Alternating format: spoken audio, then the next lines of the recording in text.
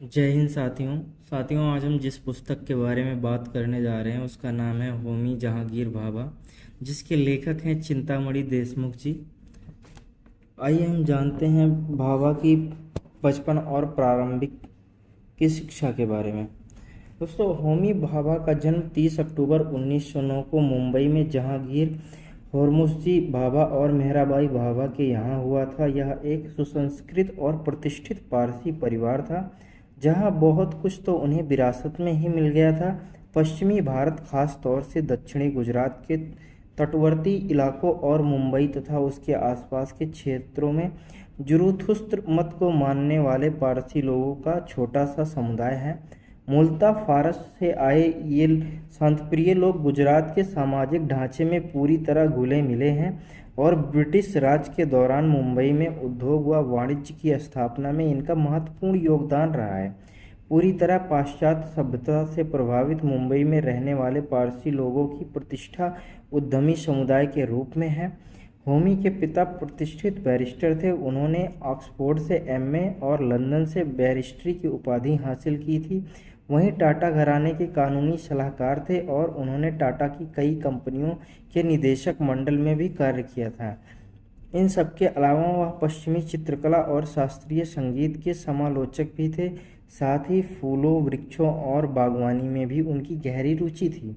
होमी के दादा doctor colonel Hormusji जे भाभा ने भी इंग्लैंड से ही एमए और डी.लिट की उपाधि हासिल की थी और उन्होंने तत्कालीन मैसूर रियासत, जो अब कर्नाटक राज्य का हिस्सा है, के ब्रिटिश शिक्षा विभाग के महानिरीक्षक के रूप में लंबे समय तक अपनी सेवाएं दी थी। ब्रिटिश हुकूमत ने अपने भारतीय साम्राज्य के साथ ही मैसूर के साथ ही कर्नल भाभा को भी सम्मानित किया था। यह सम्मान उन्हें ब्रिटिशकालीन भारत की कुछ प्रगतिशील आधुनिक रियासतों में से एक होने के नाते दिया गया था। इनके विकास में कर्नल भाभा का महत्वपूर्ण योगदान था। होमी की मां बहुत ही सुंदर और प्रभावशाली व्यक्तित्व वाली महिला थी। वह सुप्रसिद्ध समाज सेवी तथा प्रथम बैरोनेट सर दिनसा पोर्टिट की पोती थी। भाभा परिवार के टाटा घराने से भी घनिष्ठ पारिवारिक संबंध थे। होमी की बुआ मेहराबाई टाटा औद्योगिक साम्राज्य के संस्थापक जमशेद एन टाटा के ज्येष्ठ पुत्र सर दोराब टाटा की पत्नी थी।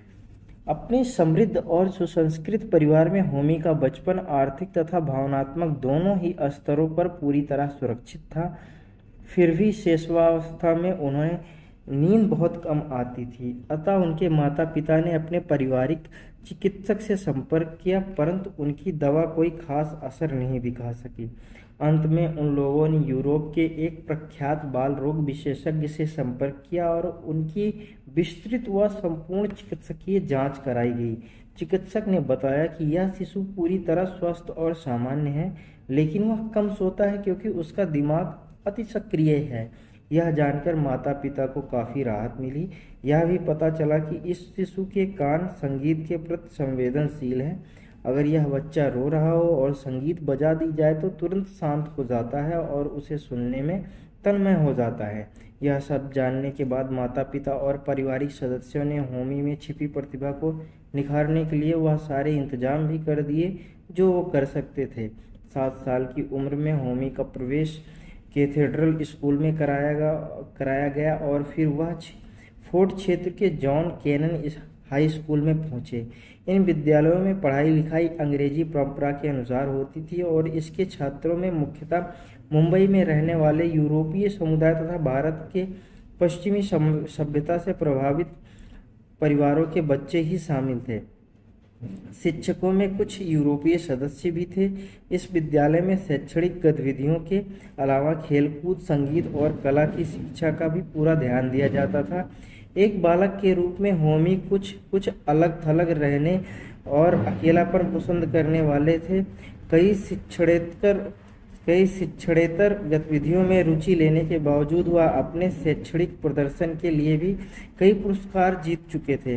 हालांकि वह अपने समय के मुंबई के सबसे अच्छे और महंगे स्कूल में पढ़ रहे थे, फिर भी सही अर्थों में उनकी वास्तविक शिक्षा दीक्षा अपने परिवार में माता पिता व बुआ के और निगरानी में ही हो रही थी। भाभा परिवार उन दिनों मालाबार हिल के लिटिल गिब्स रोड पर एक 2 मंजिले भवन में रहता था। इसमें एक बड़ा सा निजी पुस्तकालय भी था।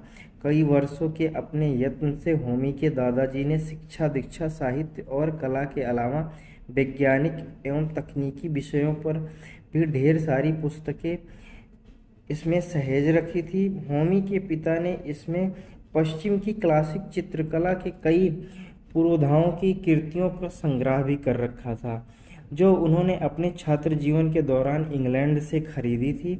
इसके अलावा फूलों, पेड़ों और बागों पर भी उन्होंने कई किताबें जुटाई थी। विज्ञान और गणित के क्षेत्र में जब होमी की प्रतिभा गति पकड़ने लगी तो इससे संबंधित किताबें भी इसमें भारी संख्या में जुड़ने लगी।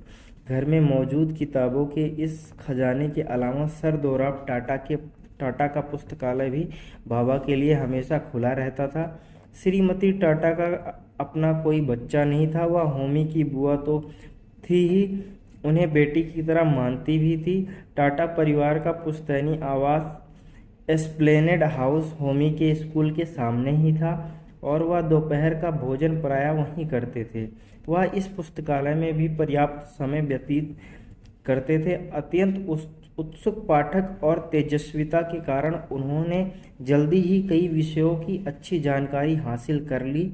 इस संदर्भ में 2 घटनाओं का उल्लेख करना प्रासंगिक होगा। 15 साल से भी कम उम्र में उन्होंने आइंस्टीन के सापेक्षिकता के सिद्धांत की बहुत अच्छी समझ हो गई थी और कला के क्षेत्र में स्थित यह थी कि यूरोप के क्लासिक चित्रकारों की कृतियों से तो वह सुपरिचित से ही थे, दूसरी पंक्ति के कई चित्रकारों की कृतियों की भी जानकारी रखते थे। एक तरह से वो शौकिया कला समीक्षक ही हो गए थे। अपने घर पर वह जहांगीर ललकाका से पेंटिंग के गुर सीखते थे और 17 साल की उम्र में उन्होंने अपने बनाए पेट्रेट के लिए बॉम्बे आर्ट सोसाइटी की प्रदर्शनी में एक पुरस्कार भी जीता था। उनकी संगीत प्रतिभा को अपनी मौसी कुमा पांडे से पोषण प्राप्त हुआ, जिनके पास पश्चिमी क्लासिक संगीत का बड़ा संकलन था। इसमें Beethoven, Mozart, back, hidden, Schubert आदि कई संगीतकारों की रचनाएं शामिल थी। होमी हाथ से चलाए जाने वाले पुराने ढंग के एक ग्रामोफोन पर अपने छोटे भाई जमशेद और एक अन्य चचेरे भाई के साथ यह मधुर संगीत सुनते हुए घंटों गुजार देते थे। हालांकि उन्होंने खुद ना तो कभी कोई वाद्य बजाया और ना ही कोई संगीत रचना की, लेकिन उनके जीवन में संगीत का स्थान वस्तुतः बहुत महत्वपूर्ण रहा।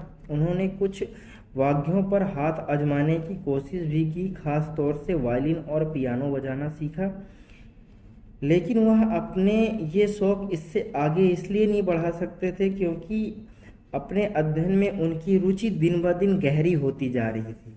कलात्मक और वैज्ञानिक अभिरुचि के अलावा उनके पास एक और शौक का जिक्र भी जरूरी लगता है, जिसमें वह उन दिनों अक्सर व्यस्त रहा करते थे। यह था मैकेनो, उन दिनों का एक दुर्लभ मशीनी खिलौना जिसमें वह खूब खेला करते थे। इसमें विभिन्न मशीनों के छोटे मॉडल बनाने के लिए कई तरह के पुर्जे लगे हुए थे। होमी मैकेनो से घंटों खेलते रहते थे और इस दौरान उनकी कोशिश कुछ खास कर गुजरने की होती थी। उस खिलौने के साथ मिलने वाली पुस्तिका में जो मॉडल दिखाए गए थे, होमी अक्सर उनमें भिन्न कोई नया मॉडल तैयार करने का प्रयास करते थे। किसी भी समाज में बहुत थोड़े से ही लोग ऐसे होते हैं जिनके भीतर जन्मजात रूप से बहुआयामी प्रतिभाएं छिपी होती हैं। उनमें भी सबको ऐसी परिस्थितियां नहीं मिल पाती जो उनके भीतर छिपी तमाम तरह की प्रतिभाओं को उभारने में सहयोगी साबित हो सके। भाभा को इस मामले में अत्यंत सौभाग्यशाली कहा जा सकता है कि वह एक ऐसे परिवार से जन्मे जहां उनकी प्रतिभा की पहचान तो आसानी से की ही जा सकती थी, साथ ही विभिन्न आयामों में उसके उभरने के लिए जरूरी वातावरण का निर्माण और संसाधनों व सुविधाओं की व्यवस्था भी की जा सकती थी। यह उनके भविष्य निर्माण की दृष्टि से अत्यंत महत्वपूर्ण था।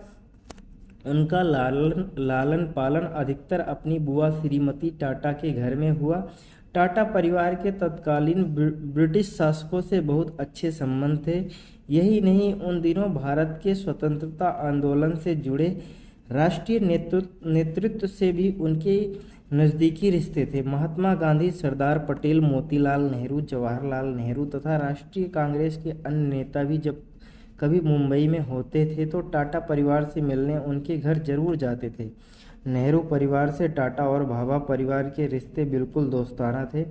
इसका ही परिणाम था जो बचपन में ही होमी को कई राष्ट्रीय नेताओं को निकट से देखने सुनने का अवसर ही नहीं मिला, बल्कि कई गंभीर मुद्दों पर उनके आपसी विचार विमर्श के साक्षी भी वह अनायास ही बनते गए। को सुनने का अवसर उन्हें तभी मिल गया था जब वह पहली बार नागरिक अवज्ञा आंदोलन शुरू करने के लिए टाटा के घर ठहरे थे। सामान्य व्यक्ति के लिए भी ऐसी मुलाकातें जीवन की दिशा बदल देने वाली साबित होती हैं, फिर संवेदनशील व्यक्ति के लिए तो इसका और अधिक मूल्यवान होना स्वाभाविक ही था। भाभा के व्यक्तित्व निर्माण के उन वर्षों के एक अन्य पक्ष का उल्लेख सर जॉन कॉकक्रॉफ्ट ने विशेष रूप से किया है। टाटा